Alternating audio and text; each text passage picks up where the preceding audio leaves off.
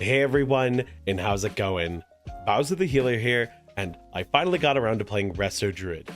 I hit Keystone Hero, and I felt like it was time to give you my thoughts and feelings on the spec as a whole. If you've stopped by my stream, you know that I have a lot of nice things to say. I want to provide both my positives and my negatives, and how I got to Keystone Hero and all that good stuff. Might even go for 3K next season as a bit of a challenge for myself on Resto. I had a blast, and so I'll give you the talents, the details, and if you're curious about this spec, hopefully this might give you a reason to try it or check it out. So here are the talents that I ran. This is just a common page I stole from a couple of top players. Made a few adjustments that were personal for me, and I get rid of Nature's Vigil when I have to grab Hibernate because I'm suffering, and that's usually a Boomy week for me. The first thing I want to talk about with this spec is actually that my journey didn't start with Resto. It started by being a DPS. I was playing Devastation Evoker and Arms Warrior for videos, and I realized when I got Resto Druids, there were two kinds. The ones that spanned regrowth and rejuve, and then the ones that like use their whole kit. And the difference was the people who spammed regrowth and rejuve ran out of mana, did no damage, and made me worry for my life. And we died a couple of times in the multiple runs that happened in. But the couple of runs where I got the Resto Druids who use their whole kit super effectively, like the cleanest heals I've ever seen. They made me feel safe. Their damage was good. The mana management was excellent. They didn't have to drink every other pull. And I really enjoyed my time with them. So how do I heal like that? So I checked out the pages and I figured out what I wanted to do, but it really comes down to the mastery. Harmony.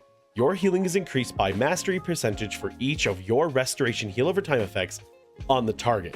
Now, this only counts per individual, so everyone can be stacked with your mastery, but it's their individual heal over time effects that you've given them that cause them to receive mastery from you. So it's sort of, it doesn't work in an AoE, so just because you have a wild growth on the whole party does not mean that the whole party is receiving 5 stacks of harmony. However, when you do use a spell like that, that is 1 on everyone, which means if you put 1 or 2 more heals on them, they're receiving 3 times your mastery healing. However that maths out, of course. And I love that. It means if you put a ton of heals on one player, they become virtually unkillable. And in AoE instances, if you use something like Convoke the Spirits to get things going and then top it off with Flourish, it feels like the whole party can live for extremely long periods of time, and you just don't see those health bars dip for very long. Very satisfying stuff. If you like watching the health bars push up, the spec is actually really fun for that. Now, before I get into all the healing stuff and the mastery stuff, I do want to note Boomkin versus Cat form, because somebody asked me about this. And when it comes to doing damage, honestly, you can't go wrong with either one. Boomy is ranged. You can get some more utility spells. You can't get a kick, however, but it's sort of the safest play. It also does the best on paper.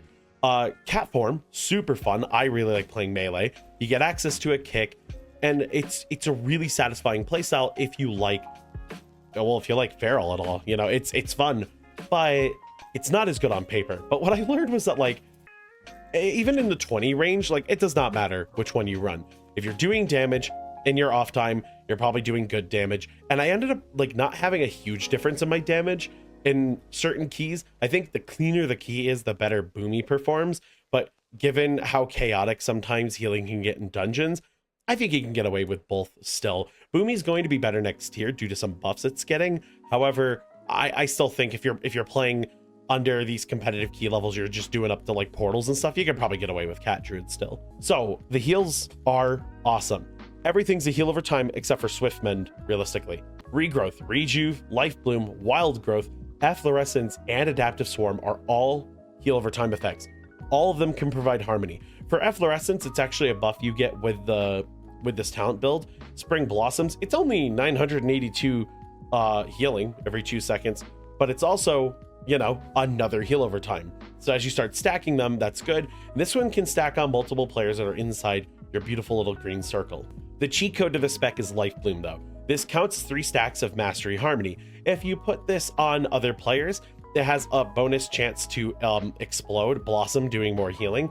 However, if you put a Life Bloom on you, your heals tick faster. So you end up putting down heals and getting a Life Bloom on yourself to have everyone's healing tick a little bit quicker.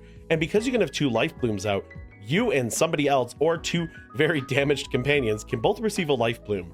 And there's a talent that allows regrowth to apply its heal over time to anyone else with Life Bloom, giving you essentially a cleave and more spread of your mastery. Now, with all the times I've said mastery, I do want to note, you don't actually need to run high mastery. You just need to utilize your mastery on this spec, as it's so important to the class. All this healing and adaptive swarm being a damage and a healing button that increases the damage or healing of your periodic effects by 20%, it feels like you have all the tools in the castle. However, there are some issues with it too. The emergency cooldown selection here isn't great. Convoke the Spirits is equal parts damage button as it is healing. If you hit Nature Swiftness beforehand, any regrowths that come out of it will actually be more powerful, which is kind of a huge W if you remember to press that before Convoke.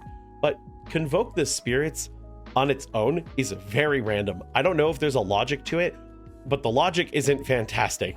It might be actually true RNG. Maybe there's some mechanic here that's trying to spread HOTS to everyone, but you'll get very uneven healing. It can save your party, but sometimes it can kill someone because they didn't receive enough healing. So it doesn't feel like a good, reliable emergency cooldown. And Flourish, one of the coolest buttons in the game, at 1.5 minutes, extends your heal over times and has them tick twice as fast. Really great stuff, and Efflorescence and a Wild Growth is sometimes all you need with a Flourish to keep a party alive. It's a very, very good button, but you need to ramp. If there's no ramp process started, you're not going to get a lot out of it. And as nice as it is to hit Convoke the Spirits into Flourish, that is a 1 minute and a 1.5 minute being spent at the same time. What smooths the class over a lot, and this was some clunkiness when I was first learning it that I'm happy has been relieved, was the talent tree change. There's 2 new talents, one of which, Master Shapeshifter, lets you generate mana and do more damage in your other forms, which is wild. I actually love this talent. 10 out of 10, I take it every time.